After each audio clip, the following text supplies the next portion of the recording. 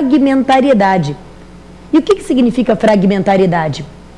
Que nem todo bem jurídico pode ser tutelado, só os bens jurídicos mais importantes. E que o bem jurídico, mesmo que seja muito importante, não vai ser tutelado contra todo tipo de ataque. O princípio da fragmentariedade diz que o direito penal é fragmentar.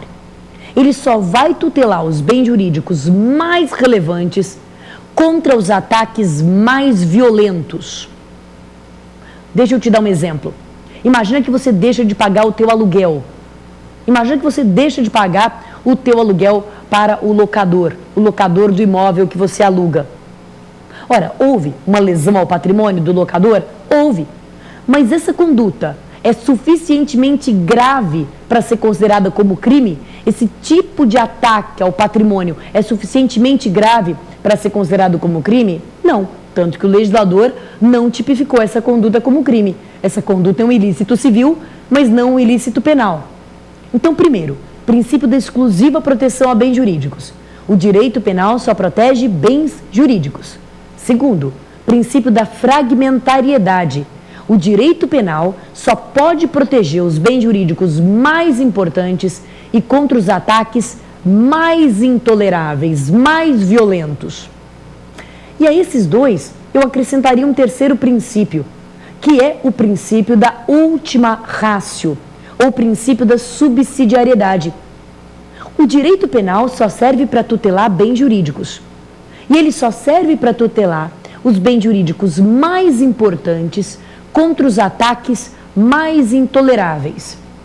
O princípio da subsidiariedade diz que, mesmo nesses casos, mesmo no ataque violento ao bem jurídico, o direito penal só pode entrar em ação se outros ramos do direito não forem capazes de proteger o bem jurídico.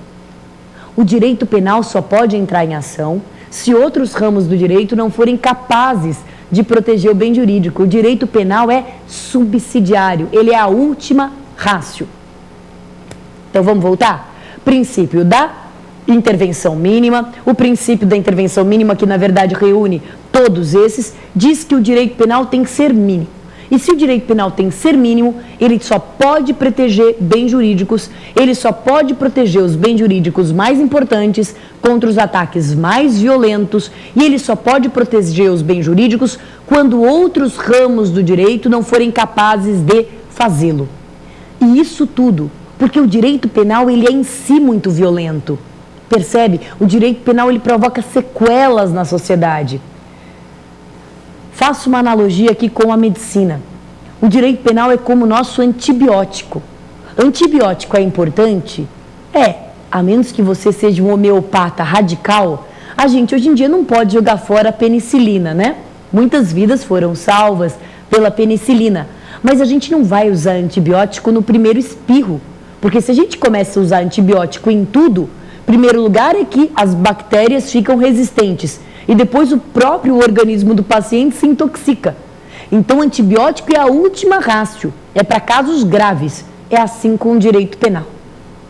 Bem, se eu parto desses três pilares, do princípio da exclusiva proteção a bens jurídicos, do princípio da fragmentariedade, do princípio da subsidiariedade, eu chego na ideia do princípio da insignificância. O direito penal só pode tutelar condutas que provoquem uma lesão ou ameaça relevante àquele bem jurídico. Se aquela conduta não provocar uma lesão relevante ao bem jurídico, ela não vai ser considerada criminosa. Não estou dizendo que ela vai ser considerada ok, que ela vai ser considerada lícita. Ela pode, inclusive, ser considerada um ilícito civil, um ilícito trabalhista, um ilícito administrativo, mas ela não vai ser considerada um ilícito penal. A primeira vez em que reconheceu-se no Brasil o princípio da insignificância foi em 1988. Em 1988, o STF, no acórdão 66, no HC 66869, reconhece o princípio da insignificância. É um acórdão da lavra do então ministro Aldir Passarinho, que reconhece o princípio da insignificância numa lesão culposa no trânsito de pouca relevância. Então tinha havido um acidente de trânsito e a vítima sofreu um pequeno arranhão. Ora, aquele pequeno arranhão já é lesão corporal. Então havia ali uma lesão corporal culposa na direção de veículo automotor. Mas era uma lesão tão irrisória que o Supremo Tribunal Federal, em 88, portanto, dali quase mais de 30 anos atrás, que o Supremo reconheceu o princípio da insignificância. Pois bem, mas o princípio da insignificância sempre foi uma coisa um pouco incerta, porque o que é insignificante, né? O que é insignificante para você? O que é insignificante para mim? O que é insignificante? Então, no ano de 2004, aconteceu uma coisa importante, também em sede ali do Supremo Tribunal Federal. Por um acórdão do ministro Celso de Mello, estabeleceram-se vetores de aplicação do princípio da insignificância. Então, o que o ministro Celso de Mello fez foi tentar dar uma ordem científica para o princípio da insignificância. Quais são os requisitos para a aplicação do princípio da insignificância? O que nós precisamos ter para aplicar o princípio da insignificância? Deixa eu te dar aqui um exemplo. Se eu disparo minha arma de fogo contra você, o tiro não pega em você, mas pega aqui num pedacinho da sua orelha. Ora, a lesão corporal foi só um pedacinho da sua orelha que foi arrancado. Será que dá para a gente aplicar o princípio da insignificância? Ora, a lesão provocada foi ínfima. A lesão provocada pode até ser chamada de irrelevante. Você não sentiu nada com aquele pedacinho da orelha, foi um arranhãozinho na sua orelha. Mas será que dá para aplicar o princípio da insignificância aí? Você já me respondeu, você disse que não dá. Mas por que não dá? O ministro Celso de Mello, então, em 2004, no habeas corpus 84412, habeas corpus 84412, o ministro Celso de Mello estabeleceu 4 vetores. Esses 4 vetores são usados até hoje, considerados como um paradigma de aplicação do princípio da insignificância. Quais são esses vetores para aplicação do princípio da insignificância? O primeiro é a ínfima lesividade da conduta.